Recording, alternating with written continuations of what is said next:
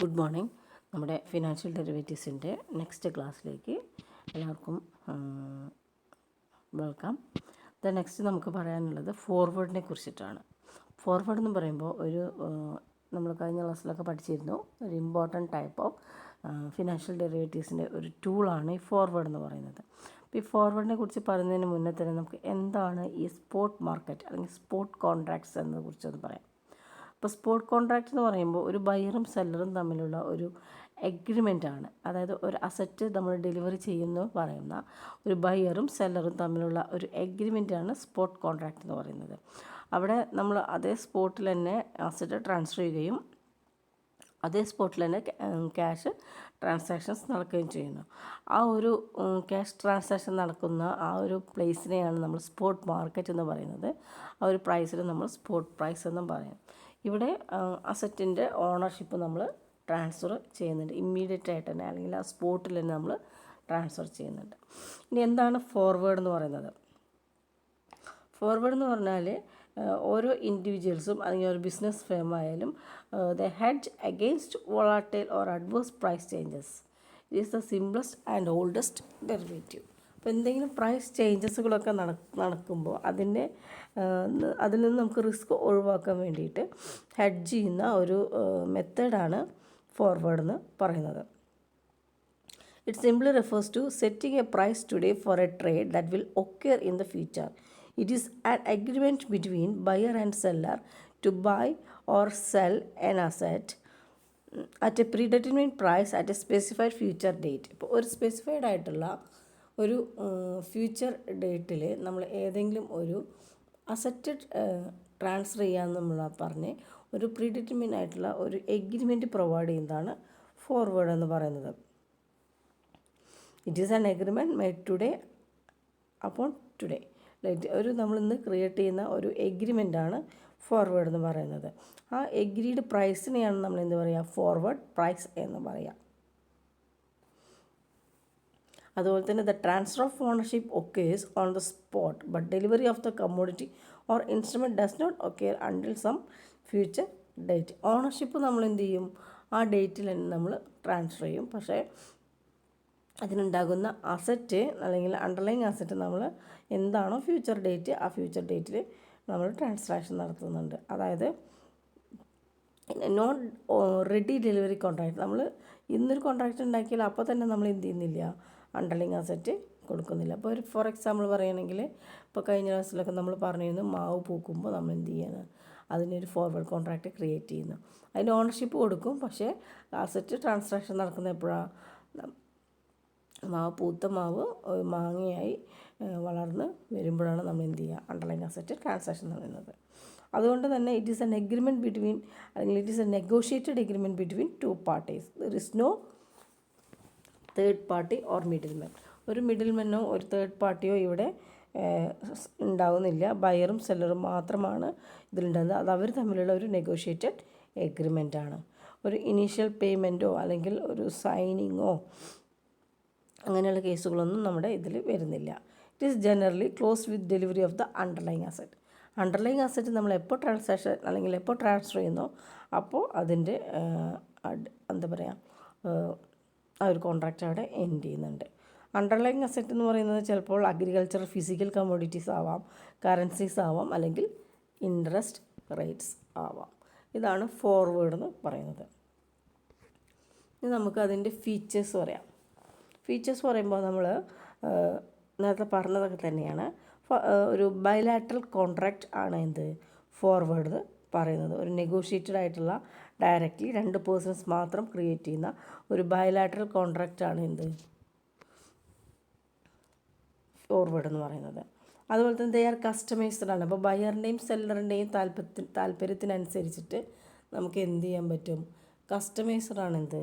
Forward contract എന്ന് പറയുന്നത്. അതായത് the terms and contracts R individually agreed between two counter parties. ഈ രണ്ട് പാർട്ടികളുമാണ് ഇതിൻ്റെ എഗ്രിമെൻറ്റ് അല്ലെങ്കിൽ ഈ കോൺട്രാക്റ്റിൻ്റെ എഗ്രിമെൻറ്റിൻ്റെ കാര്യങ്ങളെല്ലാം ചെയ്യുന്നത് അവരുടെ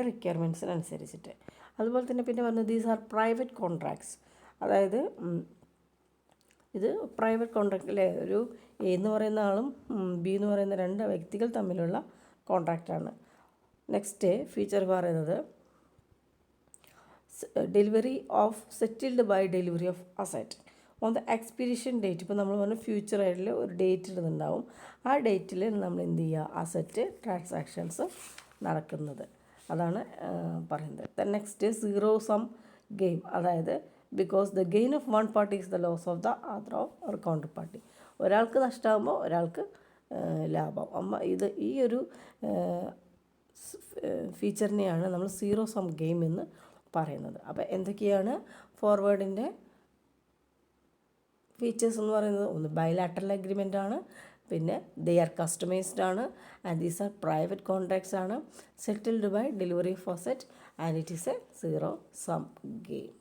ഇത്രയാണ് അതിൻ്റെ ഫീച്ചേഴ്സായിട്ട് പറയുന്നത്.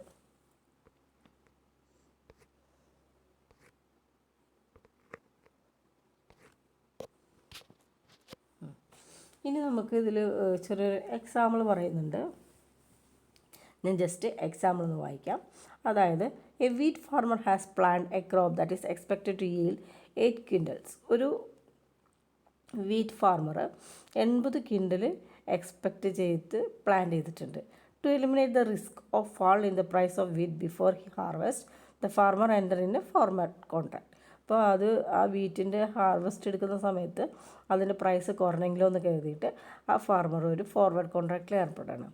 On 1st February 2015 with the trader to sell 80 quintals of wheat at 1,300 per quintal after 5 months.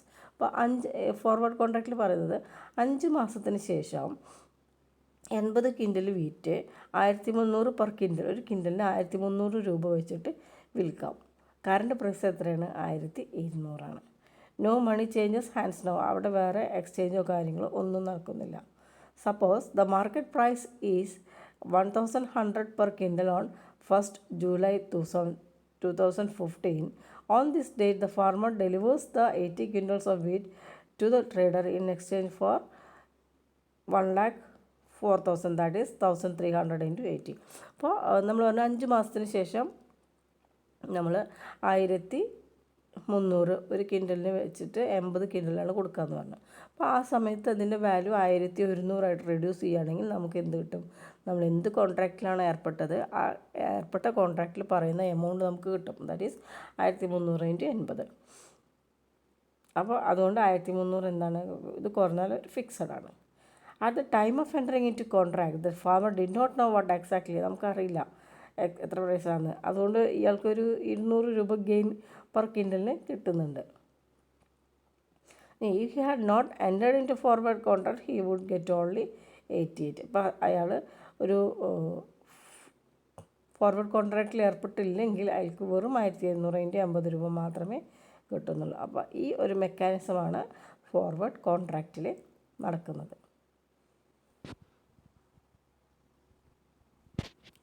Next നമ്മൾ കുറച്ച് ടേമുകൾ യൂസ് ചെയ്യുന്നുണ്ട് ഈ ഫോർവേഡ് കോൺട്രാക്റ്റിൽ. അതെന്താണ് പറയുന്നത്? Terms used in forward contract. ഒന്ന് പറയുന്നു, എന്താണ് ഈ അണ്ടർലൈങ് അസറ്റ് എന്ന് പറയുന്നത്? എന്താണ് അണ്ടർലൈങ് അസറ്റ്? അണ്ടർലൈങ് അസറ്റ് എന്ന് പറയുന്നത് the asset on which the forward contract is made. ഏതൊരു അസറ്റിൻ്റെ മേലാണോ നമ്മളൊരു ഫോർവേഡ് കോൺട്രാക്റ്റ് റൈറ്റ് ചെയ്യുന്നത് അതിനെയാണ് അണ്ടർലൈങ് അസറ്റ് എന്ന് പറയുന്നത്. പല രീതിയിലുള്ള അണ്ടർലൈങ് അസറ്റുകളുണ്ട്. ഇക്വിറ്റി ഷെയർസ് ഉണ്ട്, സ്റ്റോക്ക് ഇൻഡിസസ് ഉണ്ട്, കമ്മോഡിറ്റി ഉണ്ട്, കറൻസി ഉണ്ട്, ഇൻട്രസ്റ്റ് റേറ്റുകളുണ്ട്. ഏതൊരു അസറ്റിൻ്റെ മേലാണോ നമ്മൾ ഫോർവേഡ് കോൺട്രാക്റ്റ് ക്രിയേറ്റ് ചെയ്യുന്നത് അതിനെ നമ്മൾ എന്ത് പറയും? അണ്ടർലൈങ് അസറ്റ് എന്ന് പറയും. പിന്നെ പറയുന്ന ഒരു ടേമാണ് ലോങ് പൊസിഷൻ.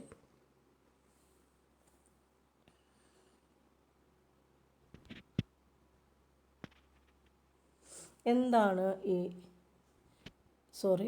ഇതിൽ പൊസിഷൻ കൊടുത്തുള്ളത് ലോങ് പൊസിഷൻ എന്നാണ് കേട്ടോ. ഓക്കെ, തിരുത്തി വായിക്കണേ. എന്താണ് ലോങ് പൊസിഷൻ എന്ന് പറഞ്ഞാൽ? അതായത് the party that agrees to buy an underlying asset in a future date is said to have a long position. അതായത് trader is said to hold a long position. അതായത് ഇവിടെ പറയുന്നത് ആ party that agrees to buy an underlying asset in a future date, നമ്മളൊരു future ഡേറ്റിലാണല്ലേ, അപ്പോൾ നമ്മളൊരു 5 മാസം കഴിഞ്ഞിട്ടാണ് ഇവിടെ വീറ്റ് വാങ്ങുകയെന്ന് പറഞ്ഞു. അപ്പോൾ ആ ഫ്യൂച്ചർ ഡേറ്റിലാണ് നമ്മൾ എന്ത് ചെയ്യുന്നത്, പർച്ചേസിങ് നടക്കുന്നത്. അപ്പോൾ അതിനെയാണ് നമ്മൾ എന്ത് പറയുക, ആ ട്രേഡർ ഒരു ലോങ് പൊസിഷൻ എന്ന് പറയാം. അങ്ങനെയാണെങ്കിൽ ഷോർട്ട് പൊസിഷൻ എന്താണാവും?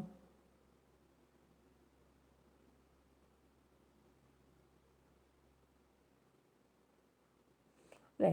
അങ്ങനെയാണെങ്കിൽ ആ ലോങ് പൊസിഷനിൽ the party that agrees to buy, നമ്മൾ വാങ്ങുന്ന ആ ട്രേഡറിന്, അതാണ് ലോങ് പൊസിഷൻ എന്ന് പറയുന്നത്. അതുപോലെ തന്നെ ഷോർട്ട് പൊസിഷൻ എന്ന് പറഞ്ഞാൽ the party that agrees to sell, അതായത് സെൽ ആണെങ്കിൽ ഷോർട്ട്, ബൈ ആണെങ്കിൽ ലോങ്, അത്രയും വിചാരിച്ചാൽ മതി. ദെൻ നെക്സ്റ്റ് പറയുന്നു സ്പോട്ട് പ്രൈസ്. നമ്മൾ നേരത്തെ പറഞ്ഞതാണ് സ്പോട്ട് പ്രൈസ് എന്ന് പറഞ്ഞാൽ എന്താണെന്ന്. It is the price of the underlying asset for buying and selling at the spot time or immediately, അല്ലേ? ആ ഒരു ഏത് ടൈമിൽ നമ്മൾ, അല്ലെങ്കിൽ പെട്ടെന്ന് തന്നെ നമ്മളൊരു സ്പോട്ട് മാർക്കറ്റിൽ ഒരു അണ്ടർലൈങ് അസറ്റ് ട്രാൻസ്ഫർ ചെയ്യുകയും അതിൻ്റെ ക്യാഷ് നമ്മൾ തിരിച്ച് വാങ്ങുകയും അല്ലെങ്കിൽ ക്യാഷ് വാങ്ങുകയും ചെയ്യുന്ന ആ ഒരു ആക്ടിവിറ്റിയിൽ ഉള്ള സ്പോട്ട് പ്രൈസ്, അല്ലെങ്കിൽ ആ ഒരു പ്രൈസിനെയാണ് സ്പോട്ട് പ്രൈസ് എന്ന് പറയുന്നത്. The next day, contract price or delivery price. The price at which the forward contract is settled on expiration is said to be contract price or delivery price. അപ്പോൾ ഏതൊരു ഡേറ്റിനാണോ നമ്മൾ underlying asset transaction നടത്തുന്നത്, ഏതൊരു amount ആണോ അവിടെ പറയുന്നത്, അതാണ് contract price or delivery price എന്ന് പറയുന്നത്. The next, future spot price. It is the price of the underlying asset on the date of forward contract it expires. It depends upon the market condition prevailing at the expiration date, and the future spot price is 1000. അപ്പം എന്താണ് future spot price എന്ന് പറയുന്നത്? അതായത് price of the underlying asset on the date of forward കോൺട്രാക്റ്റിൻ്റെ ലാസ്റ്റിൽ വരുന്ന ഡേറ്റിൽ വരുന്ന എമൗണ്ടാണ്, ആ സമയത്ത് മാർക്കറ്റിലുണ്ടാകുന്ന എമൗണ്ടാണ് future spot price. The next, expiration date. This is the date on which the formal contract expires. Formal contract expire ആവുന്ന ആ ഒരു ഡേറ്റിനാണ് നമ്മൾ എന്താ പറയുക, എക്സ്പിറേഷൻ ഡേറ്റ് എന്ന് പറയുന്നത്. ഇപ്പോൾ ഇവിടെ ജൂലൈ 2015, അല്ലെ, 5 മാസം കഴിഞ്ഞിട്ടെന്ന് പറഞ്ഞു. ഇതാണ് ഈ ഒരു ഫോർവേഡ് കോൺട്രാക്റ്റിൽ നമ്മൾ സാധാരണ യൂസ് ചെയ്യുന്ന കുറച്ച് ടേമുകളാണ്. ഒന്ന് അണ്ടർലൈങ് അസറ്റ്, 2 ലോങ് പൊസിഷൻ, പിന്നെ short position, spot price, contract price or delivery price, future spot price, then expiration date. ഇനി നമുക്ക് പറയാനുള്ളത് അഡ്വാൻറ്റേജസ് ഓഫ് ഫോർവേഡ് ആണ്. Advantages: it is used to hedge the risk in future. അതായത് ഫ്യൂച്ചറിലുണ്ടാകുന്ന എന്തെങ്കിലും റിസ്കുകൾ നമുക്ക് ഒഴിവാക്കാൻ പറ്റും. No initial investment is required. ഒരു രീതിയിലുള്ള ഇനീഷ്യൽ ഇൻവെസ്റ്റ്മെൻറ്റ് നമുക്ക് എന്തിലാവശ്യമില്ല, ഈ ഒരു കോൺട്രാക്റ്റിൽ ആവശ്യമില്ല. നെക്സ്റ്റ് പറഞ്ഞു, it is tailor made, hence it can be designed to set the needs of buyer and seller. നമ്മൾ പറഞ്ഞു ടൈലർ മെയ്ഡ് ആണെന്ന്. ടൈലർ മെയ്ഡ് എന്ന് പറഞ്ഞത് ബയറും സെല്ലറും തമ്മിൽ പേഴ്സണലായിട്ട് ക്രിയേറ്റ് ചെയ്യുന്ന ഒരു കോൺട്രാക്റ്റാണ്. ഇറ്റ് ഈസ് മോർ ഫ്ലെക്സിബിൾ ആണ്. ഇനി നമുക്ക് പറയാനുള്ളത് ഡിസഡ്വാൻറ്റേജസ്. നമ്മൾ പറഞ്ഞു ഇറ്റ് ഈസ് എ പ്രൈവറ്റ് ആണ്, അതുകൊണ്ട് തന്നെ നോൺ പെർഫോമൻസ് റിസ്ക്, അതായത് ക്രെഡിറ്റ് ഡിഫോൾട്ട് റിസ്ക് വരാനുള്ള ചാൻസ് ഉണ്ട്. അപ്പോൾ നമ്മൾ ഒരു പ്രൈവറ്റായിട്ട് 2 വ്യക്തികൾ തമ്മിൽ ക്രിയേറ്റ് ചെയ്യുന്ന ഒരു കോൺട്രാക്റ്റ് ആയതുകൊണ്ട് തന്നെ നമുക്കതിൽ കുറച്ച് റിസ്കുകൾ വരാനുള്ള ചാൻസ് ഉണ്ട്. It is difficult to get a right counter party with matching needs. അപ്പോൾ നമ്മുടെ നീഡ്സുകൾ സാറ്റിസ്ഫൈ ചെയ്യാത്ത, നമ്മൾ പറഞ്ഞൊരു ബയലാറ്ററൽ എഗ്രിമെൻ്റ് ആവാറുള്ളൂ. അപ്പോൾ നമ്മുടെ നീഡുകൾ സാറ്റിസ്ഫൈ ചെയ്യാൻ തക്ക രീതിയിലുള്ള ഒരു കൗണ്ടർ പാർട്ടീനെ കിട്ടുക എന്ന് പറയുന്നത് കുറച്ച് ബുദ്ധിമുട്ടാണ്. പിന്നെ പറയുന്നു there is A high possibility of cancellation of the contract.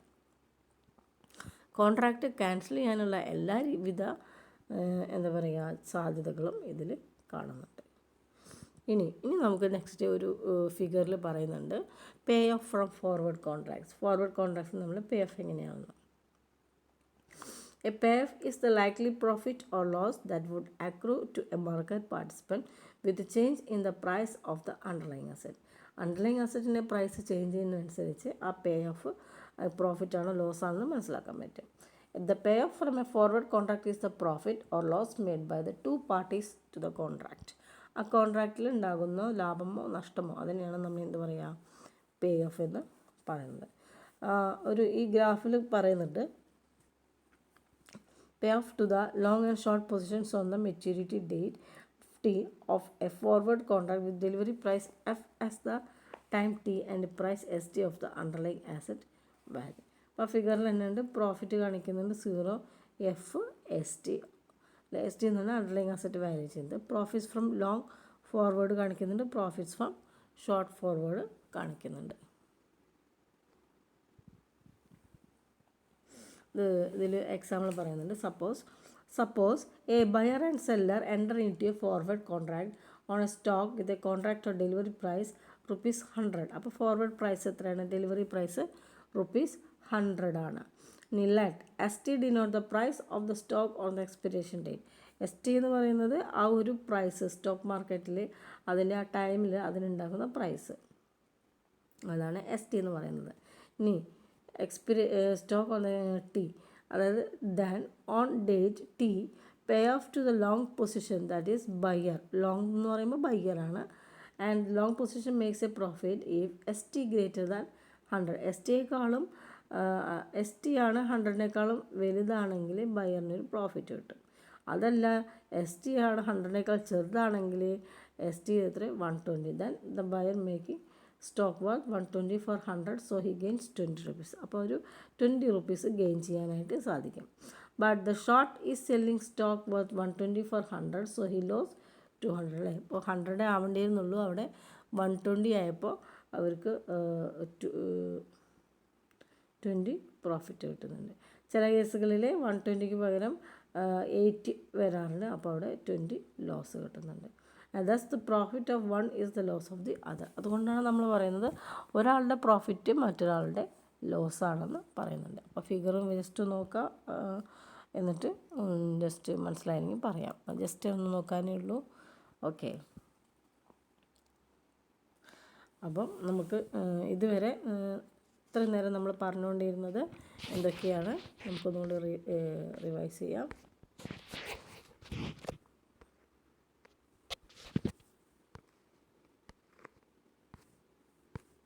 എന്തൊക്കെയായിരുന്നു, എന്താണ് ഒരു ഫോർവേഡ് കോൺട്രാക്റ്റ് എന്നാണ് നമ്മൾ ഇത്രയും നേരം പറഞ്ഞുകൊണ്ടിരുന്നത്. ഫോർവേഡ് കോൺട്രാക്റ്റ് എന്ന് പറഞ്ഞാൽ എന്താണ്, പിന്നെ പറയുന്നത് അതിൻ്റെ മീനിങ്, ഫീച്ചേഴ്സ്. മീനിങ്ങിൽ നമ്മൾ പറഞ്ഞു എന്താണ് ഒരു ഫോർവേഡ് കോൺട്രാക്റ്റ് എന്ന്. അതിൽ ഫീച്ചേഴ്സിൽ നമ്മൾ പറയുന്നത് ഒരു ബൈലാറ്ററൽ എഗ്രിമെൻ്റ് ആണ്, കസ്റ്റമൈസ്ഡ് ആണ്, അതുപോലെ തന്നെ പ്രൈവറ്റ് കോൺട്രാക്ട്സ് ആണ്, സെറ്റിൽഡ് ബൈ ഡെലിവറി ഓഫ് അസറ്റാണ്, അതുപോലെ തന്നെ ഒരു സീറോ സം ഗെയിമാണ് എന്ത് ഫോർവേഡ് കോൺട്രാക്റ്റ് എന്ന് പറയുന്നത്. എന്തൊക്കെയാണ്? Bilateral, customized, private contracts, settled by delivery of asset, അതുപോലെ തന്നെ ഒരു സീറോ സം ഗെയിമാണ് ഫോർവേഡ് കോൺട്രാക്റ്റ് എന്ന് പറയുന്നത്. പിന്നെ നമ്മൾ കുറച്ച് ടേമുകളെ കുറിച്ചാണ് പറഞ്ഞുകൊണ്ടിരുന്നത്. അതൊന്ന് അണ്ടർലൈങ് അസറ്റ് എന്ന് പറഞ്ഞാൽ എന്താണ്, അതുപോലെ തന്നെ ലോങ് പൊസിഷൻ, അതായത് ബൈ ചെയ്യുന്ന ആ ഒരു ട്രേഡറിനെ ലോങ് പൊസിഷനിലാണെന്ന് പറയാം, സെല് ചെയ്യുന്നവരെ ഷോർട്ട് പൊസിഷനിലാണെന്നും പറയാൻ പറ്റും. പിന്നെ പറയുന്നു സ്പോട്ട് പ്രൈസ് എന്ന് പറഞ്ഞാൽ എന്താണ്. നമ്മളിതിൻ്റെ ആദ്യം പറഞ്ഞിരുന്നു സ്പോട്ട് മാർക്കറ്റ്, സ്പോട്ട് പ്രൈസ് എന്ന് പറഞ്ഞാൽ എന്താണെന്നൊക്കെ. ആ ഒരു കറക്റ്റ് ടൈമിൽ തന്നെ, അല്ലെങ്കിൽ ആ ഒരു അണ്ടർലൈങ് അസറ്റ് ട്രാൻസാക്ഷൻ നടത്തുമ്പോൾ തന്നെ അതിൻ്റെ ക്യാഷ് കൊടുക്കുന്നതാണ് സ്പോട്ട് പ്രൈസ്. ഇനി എന്താണ് ഈ contract price or delivery price എന്നുകൊണ്ട് ഉദ്ദേശിക്കുന്നത്? ഇപ്പം ഏതൊരു എമൗണ്ടിനാണോ നമ്മൾ ഫോർവേഡ് കോൺട്രാക്റ്റ് എൻ്റർ ചെയ്തത് ആ ടൈമിൽ, ഇപ്പോൾ ഈ കേസിൽ 1300 രൂപയാണെങ്കിൽ അതാണ് ഫോർവേഡ് പ്രൈസ് കോൺട്രാക്ട് പ്രൈസ് എന്ന് പറയുന്നത്. പിന്നെ future spot price, then next expiration date. ഇതിനെക്കുറിച്ചൊക്കെ നമുക്ക് അറിയാം. ഇനി നെക്സ്റ്റ് നമ്മളിതിൻ്റെ കുറച്ച് അഡ്വാൻറ്റേജസും ഡിസഡ്വാൻറ്റേജസാണ് കണ്ടത്. അതുപോലെ തന്നെ എന്താണ് ഈ പേ ഓഫ് ഫ്രം ഫോർവേഡ് കോൺട്രാക്ട്സ്. അപ്പോൾ അതിലൊരു പിക്ചർ ഉണ്ട്, ഡീറ്റെയിൽ ആയിട്ട് നോക്കി പഠിക്കുക. അതുപോലെ തന്നെ എന്താണ് ഫോർവേഡ് കോൺട്രാക്റ്റ് എന്ന് പഠിക്കുക. ഇതുപോലെ നമുക്ക് ഓരോ കോൺട്രാക്റ്റും ഓരോ ദിവസം പറയാനുണ്ട്. ഇതാണ് ഓരോ ചാപ്റ്ററിലും വരുന്നത്. ഇനി ചെറിയൊരു ടോപ്പിക്ക് കഴിഞ്ഞാൽ നമ്മുടെ ഈ ഒരു ഫസ്റ്റ് ചാപ്റ്റർ അല്ലെങ്കിൽ ഫസ്റ്റ് മോഡ്യൂളിലൂടെ അവസാനിക്കുകയാണ്. അതുപോലെ തന്നെ അതിൽ ചെറിയൊരു ടോപ്പിക് ഉണ്ട്, അത് ഞാൻ അസൈൻമെൻറ്റായിട്ട് തരുന്നതാണ്. കാരണം അത് അത്ര ഇമ്പോർട്ടൻ്റ് ഇല്ല എന്നല്ല, പക്ഷെ അതിനെക്കുറിച്ച് ഡീറ്റെയിൽ ആയിട്ട് നമ്മൾ അന്വേഷിച്ച് എഴുതേണ്ടതാണ്. അപ്പോൾ ഇത്രയാണ് ഈ ഒരു ക്ലാസ്സിൽ എനിക്ക് പറയാനുള്ളത്. നിങ്ങൾക്ക് എന്തെങ്കിലും രീതിയിലുള്ള ഡൗട്ട്സ് ഉണ്ടെങ്കിൽ, ഇപ്പോൾ കഴിഞ്ഞ ദിവസം ഞാനൊരു വീഡിയോ അയച്ചിരുന്നു, ഇതിൻ്റെ ആയിരുന്നു അയച്ചിട്ടുണ്ടായിരുന്നത്. അത് കേട്ടിട്ട് കുറേയൊക്കെ മനസ്സിലായിട്ടുണ്ടാവും. ഞാൻ കൂടുതൽ ഇങ്ങനത്തെ ഔട്ട്സൈഡ് വീഡിയോ അയക്കുന്നത് എന്താണെന്ന് വെച്ചാൽ, നമുക്ക് ഇതൊരു ന്യൂ ട്രെൻഡായിട്ടുള്ളൊരു സംഭവമാണ്. ചിലപ്പോൾ ടെക്സ്റ്റ് ബുക്കിൽ മാത്രം കാര്യങ്ങൾ ഇതിൽ ഉൾക്കൊള്ളണമെന്ന് നിർബന്ധമില്ല. അപ്പോൾ now we wind up the class. എന്തെങ്കിലും ഡൗട്ട് ഉണ്ടെങ്കിൽ കോൺടാക്റ്റ് ചെയ്യുക. Okay, thank you.